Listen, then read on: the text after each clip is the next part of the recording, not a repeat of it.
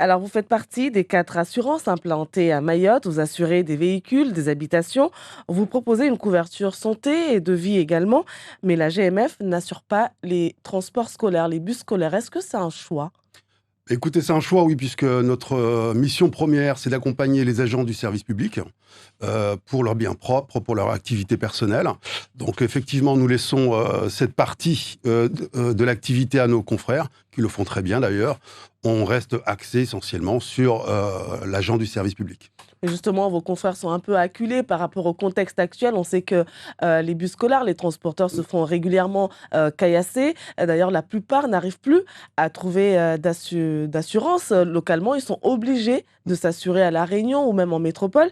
Est-ce que vous ne voudriez pas justement vous lancer Alors, là-dessus? encore une fois, pour bien expliquer le contexte, GMF fait partie du groupe Covéa, dans lequel vous avez 3 assureurs. Vous avez la GMF qui assure les agents du service public, vous avez MMA et vous avez la MAF qui, eux, à chacun de leur côté, MMA par exemple, va couvrir ce type d'activité, donc les entreprises.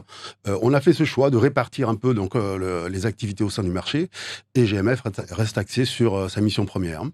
Alors donc, mais dans ces transports scolaires régulièrement cassés, il y a des élèves. Est-ce que, si les parents, contractent une assurance chez vous, ils peuvent être, pris en charge, ces enfants-là qui se font caillasser peuvent être pris en charge même si c'était dans un transport scolaire? Absolument. Là, aujourd'hui, ce qu'il faut voir, donc vous avez 2 choses, hein. C'est que si le jeune, qui est couvert, à titre individuel est blessé, forcément, la compagnie d'assurance va accompagner les parents pour, couvrir l'événement. Ensuite, forcément, dans la mesure où il est passager d'un véhicule, c'est la loi Badinter, il sera indemnisé par la compagnie d'assurance qui assure le bus qui a été malheureusement cassé. Alors, vous ne prenez pas en charge donc, tout ce qui est, transport scolaire, mais vous assurez les véhicules des particuliers. Mmh. Donc on sait que l'insécurité est grandissante. Les véhicules aussi se font, régulièrement, caillasser. Je vais prendre l'exemple, une dame ou un monsieur qui vit dans un quartier où chaque semaine il y a des violences, des délinquants cassent régulièrement leur voiture. Est-ce que la GMF prend en charge jusqu'à quelle fréquence en fait? Jusqu'où vous pouvez aller? Alors, jusqu'où, c'est une grande question puisque, dans la mesure où l'événement est couvert, donc il y a très certainement une franchise, mais dans la mesure où l'événement est couvert, nous n'allons pas appliquer de limite sur la prise en charge du sinistre. Si demain la voiture est vandalisée, c'est l'expert qui va nous déterminer le coût des réparations que nous allons prendre en charge dans la mesure où l'événement lui-même est couvert par le contrat d'assurance. Est-ce que vous regardez si, le client a un parking, privé bien sécurisé, chez lui ou, s'il se gare au contraire sur les trottoirs comme la plupart finalement Oui, tout à des fait. habitants de Mayotte? Alors, c'est une très bonne question. Nous, en tant qu'assureur, on va couvrir un risque. Le risque, il va falloir le mesurer. Dans la mesure où le client dispose d'un garage fermé à son domicile ou une cour fermée, la tarification va varier et ne sera pas du tout la même que le client qui laisse son véhicule sur la voie publique. Donc à ce jour, est-ce que vous avez dû vous séparer de clients parce que, trop fréquemment, enfin, il y a sa voiture est trop fréquemment Mhm. vandalisée à tel point que vous n'arrivez plus à le prendre en charge? Alors, en tant qu'assureur, comme toutes les compagnies, hein, donc, on est amené malheureusement à prendre parfois certaines mesures. La personne qui malheureusement fait l'objet d'un certain nombre d'événements sur une courte période, le contrat d'assurance étant donc, comment dirais-je? Vous avez aussi bien au niveau de l'assuré que de l'assureur, cette possibilité de continuer ou pas le contrat d'assurance à son échéance. Effectivement, il nous est arrivé, à notre grand regret, de devoir nous séparer de certains de nos clients qui ont fait l'objet d'un nombre d'événements qui était assez élevé. Et jusqu'où justement, quelles limites vous vous accordez? Alors c'est très large, hein, c'est très large. Aujourd'hui, vous pouvez avoir une personne qui a fait l'objet de 4 sinistres dans la même année, donc qu'on va pas pouvoir accompagner. Alors, on va pas pouvoir l'accompagner, on va l'orienter vers certains de nos confrères qui vont pouvoir donc prendre le relais.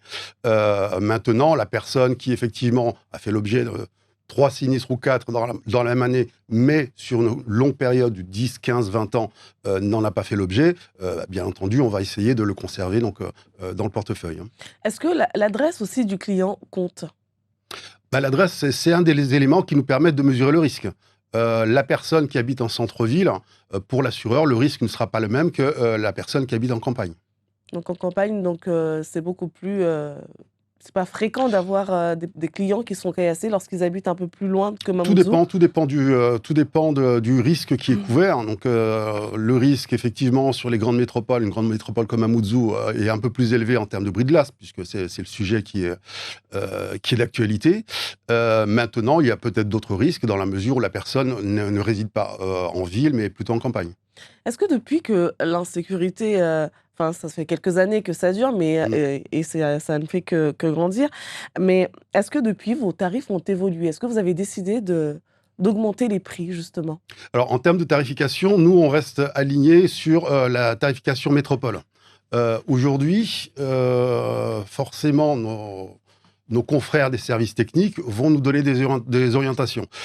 Maintenant, on va mesurer effectivement, enfin, ils vont prendre un certain nombre d'années, donc les 3, les 4, les 5 dernières années, avant de prendre des positions.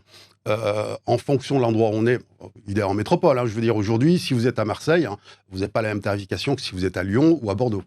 Donc sur Mayotte, ça va être pareil, c'est-à-dire que en fonction, sur les dernières années, des résultats techniques obtenus, nos collègues du service technique vont prendre des mesures qui vont s'appliquer effectivement sur tel ou tel territoire.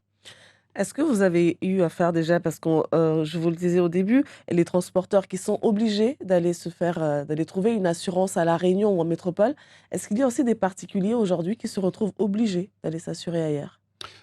Obligé, je ne sais pas, je ne pourrais pas vous le dire. Parce que finalement, il y a quand même un contexte concurrentiel qui vous est favorable. Vous n'êtes que 4 sur la Mhm. place à Mayotte. Est-ce que finalement vous enfin, je vais parler assez, vous ne faites pas plutôt la pluie et le beau temps, ce que vous voulez, étant donné que vous n'êtes que 4 au final? Alors, la pluie et le beau temps, je ne pense pas. Maintenant, l'assuré qui effectivement, alors il va rechercher effectivement la meilleure tarification. Il va rechercher l'assureur qui pourra couvrir le risque qui présente. Maintenant, j'ignore si beaucoup de personnes vont s'assurer ailleurs. Je ne parle pas des transporteurs, qui n'est pas mon domaine, hein, mais des particuliers vont s'assurer ailleurs que sur Mayotte. Ce qu'il faut voir, c'est vraiment la notion de territorialité. C'est-à-dire que vous avez des compagnies d'assurance qui vont définir à l'avance sur quelle zone du territoire national ils vont exercer leurs compétences. Vous avez certaines qui se limitent à l'Hexagone, d'autres qui vont étendre leurs compétences sur les Outre-mer. Et sur Mayotte, effectivement, on n'a pas beaucoup d'assureurs qui, pour l'instant, sont positionnés. Nous, on a fait ce choix en 2013, quand Mayotte est passé département, de venir accompagner les agents du service public sur le territoire et leur proposer les mêmes garanties que leurs collègues de l'Hexagone. Alors, vous assurez également les maisons, les cambriolages sont aussi importantes dans le département. Qu'est-ce que vous regardez avant de prendre en charge le client victime de cambriolage ou d'infraction? On va pas, effectivement, on va lui conseiller certaines mesures de précaution. On va lui demander, est-ce que dans la mesure où on couvre le vol, que sa porte d'entrée soit sécurisée, un minimum, 2 points de fermeture. 2 ou 3 points de fermeture? Pour nous, on exige 2 points de fermeture. Ensuite, si effectivement, il y a certains, comment dirais-je, s'il souhaite augmenter le risque pour l'assureur, on va lui en exiger 3. Mais à la base, on va lui demander 2 points de fermeture. Sur les fenêtres qui donnent vers l'extérieur, on lui demandait effectivement des volets, alors j'allais dire des persiennes. Bon, aujourd'hui, ce qui fait beaucoup, c'est des barreaux, ce qui en termes de sécurité n'est pas non plus l'idéal, hein, mais qui a un minimum de sécurité. Parce qu'on a vu, il y a eu aussi une personne qui est décédée dans sa maison parce qu'un incendie s'était déclaré Mm. et justement à cause de ces barreaux. Au final, est-ce qu'on n'est pas tous un peu emprisonnés, l'assurance qui exige des barreaux, sinon pas prise, il n'y a pas de prise en charge et finalement on finit par Mm. perdre la vie. Donc est-ce que ce n'est pas aussi dangereux d'exiger ce genre de choses aux Alors, clients? des barreaux, nous, on ne va pas l'exiger. C'est vraiment le client qui fait le choix du système de sécurité qu'il va installer chez lui. On va lui conseiller effectivement d'avoir des volets. C'est l'idéal. Je veux dire, en cas d'incendie, on a toujours la possibilité d'aller vers l'extérieur. Maintenant, s'il fait le choix de mettre des barreaux, c'est son choix, je dirais. Et malheureusement, j'ai connu effectivement ce sinistre où la personne a perdu la vie parce qu'elle n'avait pas de moyen de s'exfiltrer de son domicile. Alors dans un contexte de phénomène climatique, enfin le climat qui est complètement déréglé, qu'est-ce que vous assurez? Qu'est-ce que vous proposez aux habitants de Mayotte? Qu'est-ce que vous prenez en charge? Encore une fois, le contrat d'assurance que nous, on propose n'est pas spécifique à Mayotte. C'est vraiment le contrat d'assurance, le même que vous allez souscrire si vous allez à Lille, si vous allez à Cayenne ou si vous allez à Saint-Denis. Donc, c'est exactement les mêmes garanties qui sont proposées. en termes de catastrophes naturelles, ce sont exactement les mêmes risques. Là, on a eu pendant un certain temps Les tremblements de terre, voilà, par les exemple. tremblements de terre. Ce sont exactement les mêmes conditions qui vont s'appliquer sur un autre département. Pour les tremblements de terre, ce qu'il faut savoir, c'est que dans la mesure où la personne est assurée, on va attendre l'arrêté de catastrophe naturelle qui sera émis par les autorités de la préfecture, auquel cas on va appliquer la garantie qui existe au contrat. Mayotte qui est aussi confrontée à la submersion marine, est-ce que c'est quelque chose aussi qui rentre dans les prises en charge? Alors là, vous allez dans le détail, mais si demain, effectivement, il y a un arrêté de catastrophe naturelle sur ce fait-là, il sera pris en charge dans le cadre du contrat d'assurance. Donc sans arrêter, il n'y a pas de prise en charge en cas de catastrophe, enfin ce genre de catastrophe La naturelle? notion de CatNat est vraiment liée à l'arrêté ministériel. Et toutes les Que assurances y ça sont soit le soumises. cyclone, le tremblement de terre, submersion marine, Le tout cyclone, est... c'est autre chose. Si le cyclone est prévu au niveau du contrat d'assurance, il sera couvert. Si il ne l'est pas et on rentre dans le cadre de la CatNat, on sera dans l'obligation d'attendre l'arrêté de catastrophe naturelle. Est-ce que la GMF Mayotte est reliée à celle de La Réunion? Alors, la GMF, ce n'est pas une assurance, une compagnie qui est propre à un territoire, c'est vraiment une entreprise nationale que vous retrouvez partout. Les agences GMF sont juste des points de vente et des points de rencontre des clients vers les collaborateurs. Que vous alliez sur une agence à Saint-Denis, à Mamoudzou ou à Bordeaux, c'est la même entreprise, vous allez retrouver vos mêmes dossiers, raison pour laquelle on a la possibilité d'accompagner nos clients lorsqu'ils vont s'installer en métropole ou inversement, lorsqu'ils quittent la métropole pour venir dans les Outre-mer. Donc vous proposez une assurance vie dans un contexte justement d'insécurité. Est-ce que ça aussi, ça change? Parce qu'on a vu pour les véhicules, pour les maisons, mais pour l'assurance vie, parce qu'il y a aussi des gens qui sont régulièrement agressés. Est-ce que vous couvrez aussi ce genre de... Alors, juste un point de détail, pour l'instant, sur Mayotte, nous n'avons pas encore la possibilité, au niveau de la GMF, de proposer l'assurance vie. Néanmoins est-il que, encore une fois, on est sur la notion du risque qui est couverte. Si demain, la personne est couverte, qu'il lui arrive un incident, si le sinistre se produit, l'assureur est dans l'obligation d'indemniser la victime. Et pourquoi ce n'est pas encore possible à Mayotte de proposer Ça va venir, on y une assurance travaille. vie? On y travaille. Mais qu'est-ce qui bloque pour l'instant? Pour l'instant, on y travaille. On s'est installé là il y a une dizaine d'années. Donc progressivement, on va mettre en place l'ensemble de nos produits, notamment l'assurance vie. On a mis en place la garantie accident de la vie pour accompagner nos clients en cas d'accident domestique notamment. Et progressivement, on va proposer l'ensemble de nos produits. Et qu'est-ce que vous proposez pour la santé?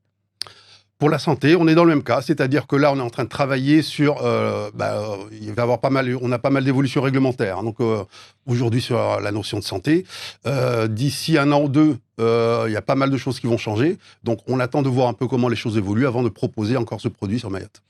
La GMF a quel type de client? Est-ce qu'il s'agit que de fonctionnaires? Enfin, quel type de client vous prenez? Alors, la GMF, c'est la garantie mutuelle des fonctionnaires à la base. C'est une société qui a été créée par des fonctionnaires pour couvrir les fonctionnaires. Ensuite, on a fait évoluer donc, progressivement les choses, raison pour laquelle aujourd'hui on dit plutôt l'assureur des agents du service public, puisque le contractuel va pouvoir s'assurer chez nous. La personne qui est en mission dans un service public, ne serait-ce que temporairement, va avoir la possibilité d'être couvert à la GMF, etc. Mais on reste vraiment sur cette notion d'agent du service public. Donc, un accident de travail, vous prenez en charge? Non, accident de travail, ça c'est une réglementation à part. Et aujourd'hui, si par exemple une personne qui a des enfants, de ses enfants, il veut contracter une assurance, est-ce qu'elle peut venir vous voir? Bien entendu. Bien entendu. Dans la mesure où elle est agent du service public, et on en a tous les jours, des personnes aujourd'hui, j'ai ma fille qui va partir faire ses études en métropole, donc il va falloir l'accompagner. On a des solutions à lui proposer. J'ai des besoins particuliers, j'ai des enfants qui sont scolarisés à l'école à Mamoudzou. Le collège, le lycée me demande certaines garanties. On va pouvoir également accompagner notre client. Et est-ce que vous comptez ouvrir d'autres agences sur le territoire? Pour l'instant, vous n'êtes qu'à Mamoudzou. Est-ce que vous comptez vous décentraliser un peu? Écoutez, on ne demande que ça. On ne demande que ça. Tout dépend de l'évolution du portefeuille et des résultats techniques qu'on va enregistrer. Merci beaucoup, Louaïza Harry. Je rappelle que vous êtes le responsable de la GMF Mayotte. Merci. Merci.